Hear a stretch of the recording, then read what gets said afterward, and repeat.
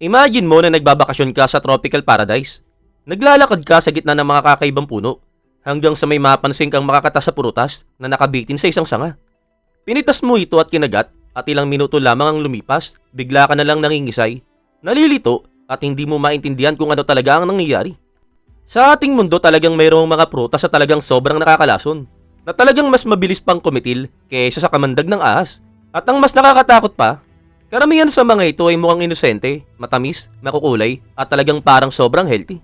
Subalit sa loob nila, nagtatago ang mga ito ng toxin, cyanide, neurotoxin at mga nakamamatay na bitag na lika ng kalikasan para protektahan ang kanilang sarili.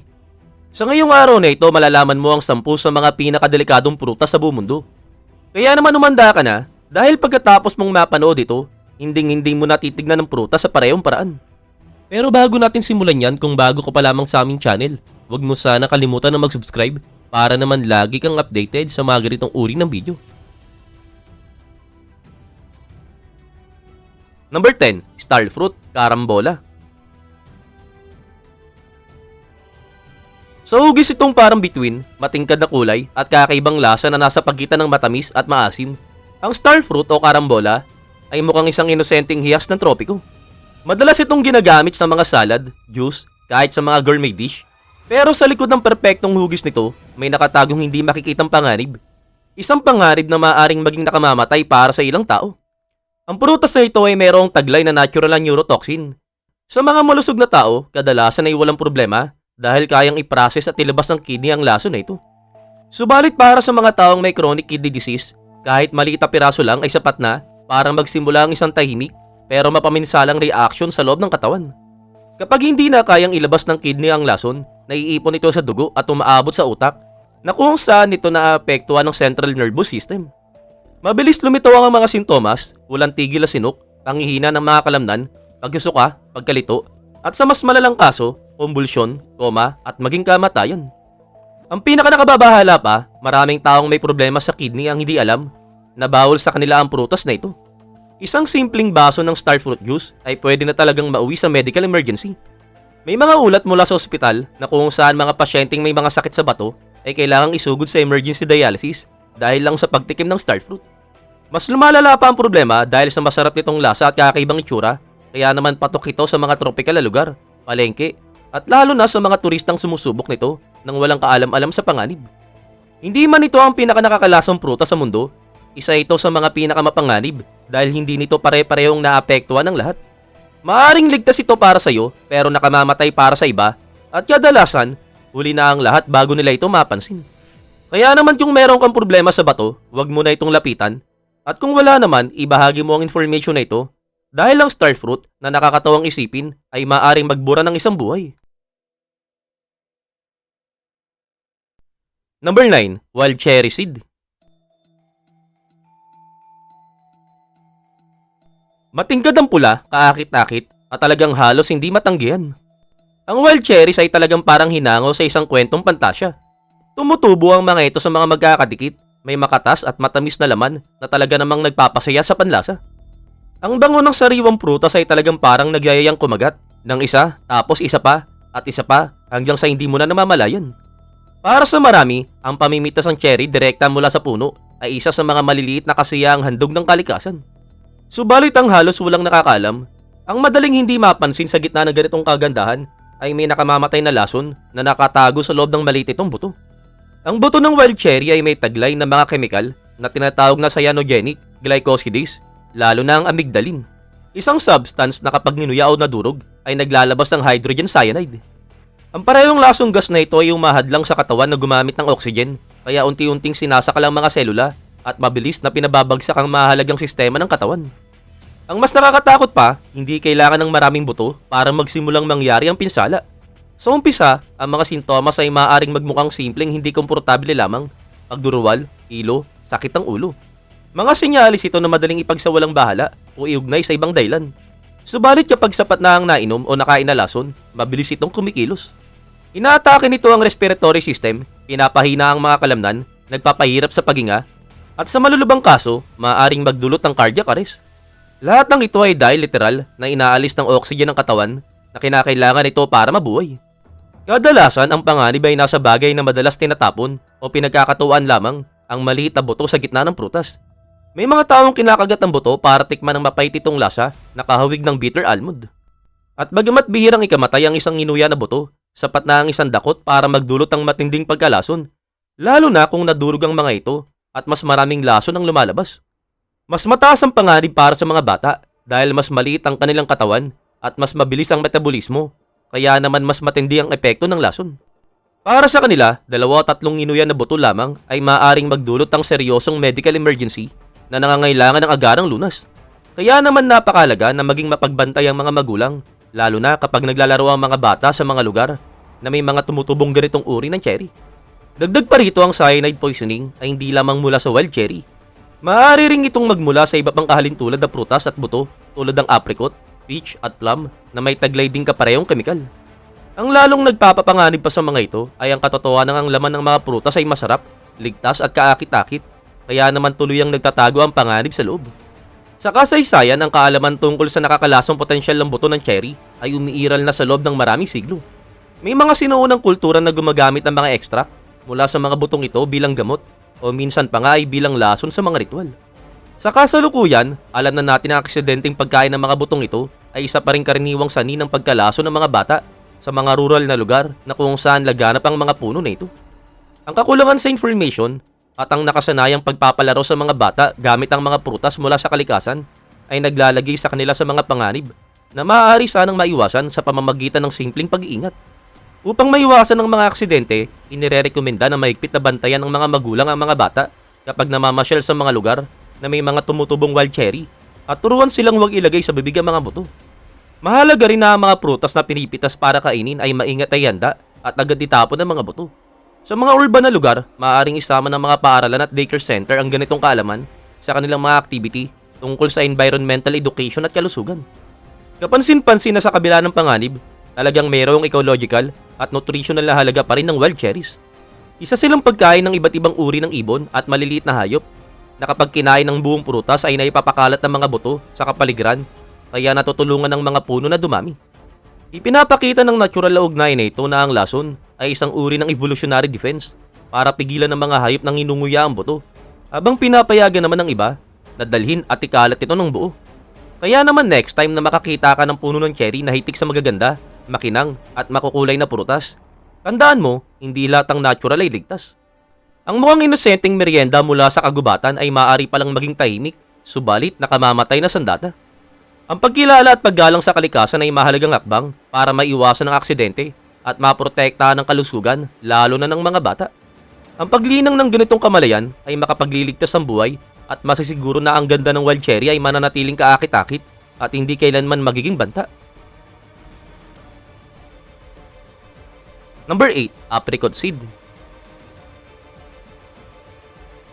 Mukha silang maliliit, matatamis at inosenteng orange na iyas. Ang apricot ay isang popular na prutas na madalas gamitin sa mga dessert, jam at juice. Subalit sa loob ng bawat isa nito, may nakatagong matigas na buto na kahawig ng almond na nasa mismong gitna ng prutas. At ang butong ito ay maaaring maging purong lason kapag kinain. Ang buto ng apricot ay may taglay na natural na substance na tinatawag na amygdalin. Tunog siyentipiko at para sa iba, parang wala namang masama. Subalit kapag ito ay nakasalumuhan ng asido sa tiyan, ang amygdalin ay nagiging cyanide at hindi talaga ito biro. Kapag mataas ang dosis, maaari nitong harangan ng kakayahan ng katawan na gumamit ng oxygen na nagdudulot ng pagkasakal sa mga selula, pagkawala ng malay, at sa ilang kaso ay kamatayan. May ilang tao, lalo na ang mga naniniwala sa mga natural remedies o alternative therapies para sa iba't ibang sakit, na nagpopromote ang pagkain ng mga butong ito dahil sa umano'y medicinal na benepisyo. Subalit ang medical na katotohanan ay talagang ibang-iba. Ang isang buto ay talagang bihirang nakamamatay, subalit kapag marami ang nakain ng sabay-sabay, maaari itong magdulot ng seryosong epekto, gaya ng pagduduwal, pagsusuka, hilo, kumbulsyon, at kung hindi agad mabigyan ng lunas, maaari itong ikamatay. Ang pinakakabalintunaan, ang mga butong ito ay may bahagyang mapait na lasa na kahawig ng almond. Kaya naman nagiging kaakit-akit sa mga taong walang kaalam-alam sa mga panganib nito. May ilang pang dinudurog ang mga ito, hinahalo sa smoothies, o kaya naman ibinibenta bilang natural supplement. Pero nariyan pa rin ang panganib na nakatago sa bawat maliit na buto. Dahil dito, naglabas na ng malinaw na babala ang mga health authority sa iba't ibang bansa na hindi ligtas kainin ang apricot seed sa malalaking dami. Subalit marami pa rin talaga ang naniniwala sa mga mapanganib na ideya na kapag natural, otomatikong ligtas, isang delikadong paniniwala. Kaya naman next time nakakain ka ng apricot, tandaan mo, hindi laging nakikita ang panganib. Minsan, ito ay nakatago mismo sa gitna ng prutas, naghihintay lang na makawala sa isang kagat. Number 7, green jackfruit. Malaki, kakaiba at kapansin-pansin, ang jackfruit ay kilala bilang isa sa mga pinakamalalaking prutas sa mundo. Ang balat nito ay kulay berde at puno ng mga umbok, at sa loob naman ay may dilaw, matamis, at talagang hibla-hiblang laman na sumikat bilang paboritong vegan meat substitute. Subalit ang hindi alam ng karamihan, ang dambuhalang prutas ito ay maaaring magdala ng tahimik na banta sa kalusugan, lalo na kung hilaw o hindi maayos ang pagkonsumo. Kapag hindi pa hinog, ang jackfruit ay may taglay na mga compound na nakakaapekto sa pamumuo ng dugo. Ibig sabihin, ang mga taong may problema sa platelet, bleeding disorder o umiinom ng blood thinner ay maaaring makaranas ng pagdurugo na mahirap talagang pigilan. Ang isang simpleng pinsala ay maaaring maging mapanganib at sa matinding kaso, ang internal bleeding ay maaaring humantong sa kamatayan. Ang jackfruit ay may kaugnayan din sa matinding allergic reaction, lalo na sa mga taong sensitibo sa natural latex. Hindi ito nagkataon lamang. May mga magkakatulad na protina ang jackfruit at latex, kaya maaaring magdulot ang matinding cross reaction. Ang reaksyong ito ay maaaring magsimula sa simpleng irritation, subalit pwede ring mauwi sa anaphylaxis, isang malubat na kamamatay na allergic reaction na maaaring kumitil sa loob lamang ng ilang minuto. Ang mas nakababahala, maraming tao ang hindi alam na may ganitong sensitivity sila hanggang sa unang beses nilang makatikim ng jackfruit. Isang kagat lang ay sapat na para mag-trigger ng biglaang allergic attack. At bagamat ligtas ang hinog na jackfruit para sa karamihan, ang green jackfruit na wala pa ang matamis nitong lasa ang pinakamapanganib. Nakakabigla dahil ang versyong ito ang pinakamadalas gamitin bilang meat substitute dahil sa ibla nitong parang karne. Kaya naman kung balak mong subukan ng dambuhalang prutas na ito, gawin mo ito ng may sapat na kaalaman. Dahil sa likod ng tropical itong lasa at kahanga-hangang tsura, ang jackfruit ay may nakatagong panganib na maaaring maramdaman ng katawan mo sa napakaikling oras. Number 6. Sweet sorghum. Sa malalawak na bukirin na kung saan matinding sikat ang araw, ang sumisiklab at ang hangin ay nagpapagalaw sa mga halaman na parang berdeng alon, tumutubo ang isang uri ng halaman na itinuturing ng marami na walang panganib at kapaki-pakinabang pa nga. Ito ang sweet sorghum na tinatanim sa iba't ibang panig ng mundo bilang pagkain sa hayop, paggawa ng biofuel at maging kapalit ng asukal.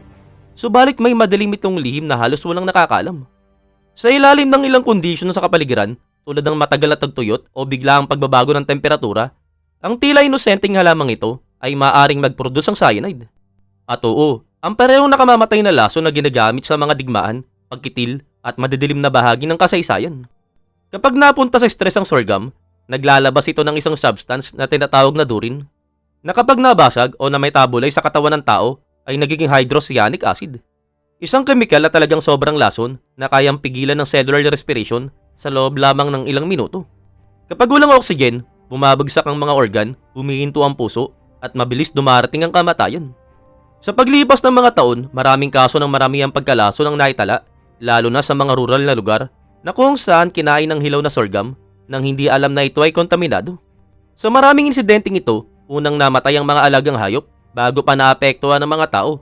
At ang pinaka-nakakatakot pa, hindi nagbabago ang kulay o lasa ng sorghum kahit puno na ito ng cyanide. Pwede mo itong nguyain, malasahan ng natural itong tamis, at wala kang mapapansing kakaiba. Pero sa loob ng katawan mo, nakakainom ka na pala ng isang hindi nakikita, tahimik at nakamamatay na lason. Sa kabila nito, patuloy pa rin itinatanim at kinakain ng sweet sorghum dahil kapag tama ang proseso, ito ay ligtas.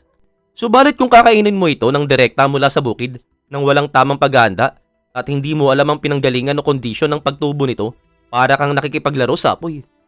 Isa itong halaman na kayang magbigay ng asukal o kamatayin sa isang tangkay.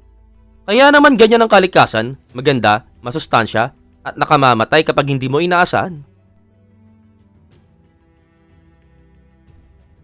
Number 5. Nutmeg. Malamang ay meron kang isa nito sa kusina, nakalimutan mo na sa likod ng lalagyan mo ng pampalasa.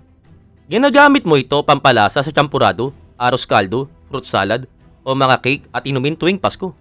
Subalit ang maaaring hindi mo alam, ang maliit na mabangong butong ito ay isa sa mga pinakamapanganib na prutas sa mundo kapag nasobrahan ng konsumo. At oo, nutmeg ang tinutukoy natin at talagang hindi ito exaggeration. Bagamat ganap na ligtas na maliit na dami, ang isang kutsarang puno lang ng giniling na nutmeg ay sapat na para magdulot ng matinding pinsala sa katawan. Kapag nakain sa malalaking dami, ang nutmeg ay nagiging makapangyarihang psychoactive substance.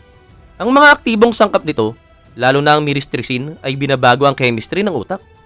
Ang resulta, matinding guni-guni, paranoia, matinding pagkabalisa at pansamantalang psychosis. Sa pinakamasalo sitwasyon, maaari itong humantong sa konvulsyon, koma at kamatayan. Ang mas nakababahala pa sa mga nakaraang taon ay dumami ang mga kabataang gumagamit ng nutmeg bilang recreational ay pinagbabawal. Iniisip na isa itong natural na paraan para baguhin ang isipan. Subalit ang nagsisimula sa isang inosenteng kutsara ay maaaring mauwi sa isang neurological nightmare. Hindi kayang iproseso ng katawan ng ganitong karaming nutmeg ng sabay-sabay. Bumabagsak ang atay, bumibilis ng delikado ang tibok ng puso, at ang nervous system ay nagkakagulo. Naidokumento na sa maraming ospital ang nutmeg bilang sani ng matinding pagkalason.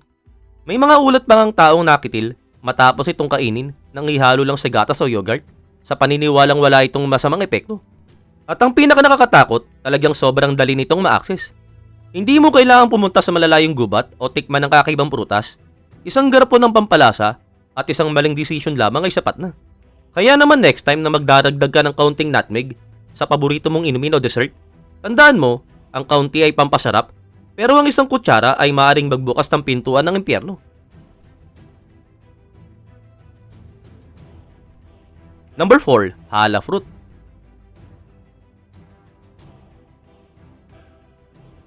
Sa mga isla ng Pasipiko, na kung saan puting buhangin ang mga dalampasigan at tila walang hanggang karagatan, may mga tumutubong prutas na itinuturing ng marami bilang sagradong pamana ng mga ninuno. Ito ay hugis na parang bilugang pinya na binubuo ng mga segment na kumikislap na parang kahil at pulang hiya sa ilalim ng araw. At ang pangalan nito ay hala fruit. Sa kabila ng inosente at magandang itsura, ang prutas na ito ay may nakatagong nakamamatay na bitag sa loob ng mga hibla nito. Sa loob ng maraming siglo, ginagamit na ito ng mga Polynesian bilang pagkain, gamot, at maging sa mga ritual. Subalit hindi ito para sa lahat, hindi pinapatawad ng hala fruit ang mga pabaya. Magaspang ang tekstura nito at ang bawat piraso ay puno ng matitigas at makahoy na hibla na maaaring kumilos na parang talim kapag hindi ginuya ng maingat. Isang maling kagat lamang ay maaaring maging malubhang resulta, panloob na pinsala sa lalamunan, pagdurugo at kahit pagkasakal. Ang mga hibla ay maaaring maipit, mamaga, at humarang sa daanan ng hangin. May mga naitalang kaso ng mga taong na ospital dahil lamang sa pagmamalit sa prutas na ito. Ang mas kakaiba pa, kadalasan, ay hindi ang mga lokal ang nabibiktima, kundi ang mga turista at mga food adventurer na nakakakita ng prutas na nakasabit sa puno at inakalang isa lang itong karaniwang tropical na delicacy. Kinakain nila ito nang hindi alam na isinusubo nila ay maaaring maging simula ng bangungot. Dagdag pa rito, may matamis at nakakaakit na lasa ang hala fruit na halo ng pinya at mangga. Kaya naman lalo itong nagiging mapanganib dahil hinihikayat ka na itong kumain pa ng kumain ng walang babala. Para itong bitag na likha mismo ng kalikasan, maganda, masarap at nakamamatay kapag hindi ginalang. Kaya naman kung sakaling mapunta ka sa mga baybayin ng Micronesia, Fiji o Hawaii at makakita ka ng prutas na ito na kumikislap sa buhangin, tandaan mo, minsan ang pinakamagandang bagay sa kalikasan ay marunong ding dumepensa at walang awa sa mausisa. Number 3. Raw cashew nut. Sa unang tingin, talagang mukha lamang itong maliit at simpleng buto. Hugis bato ang kurba, may matigas na balat at nagtatago ng meriendang kinagigiliwan ng marami. Pero kapag kinain ng hilaw, maaari itong maging tahimik na hatol sa kamatayan. Ang tinutukoy natin ay cashew nut na kilala rin bilang kasoy ng Pilipinas. At ang kwento nito ay kasing nakakalaso ng pagkagulat. Bagamat milyong-milyong tao ang kumakain nito araw-araw sa buong mundo, kakaunti lamang talaga ang nakakalam sa natural itong anyo. Ang butong ito ay talagang sobrang nakakalason. Ang dahilan, may taglay itong urusyol, ang parehong kemikal na matatagpuan sa poison ivy.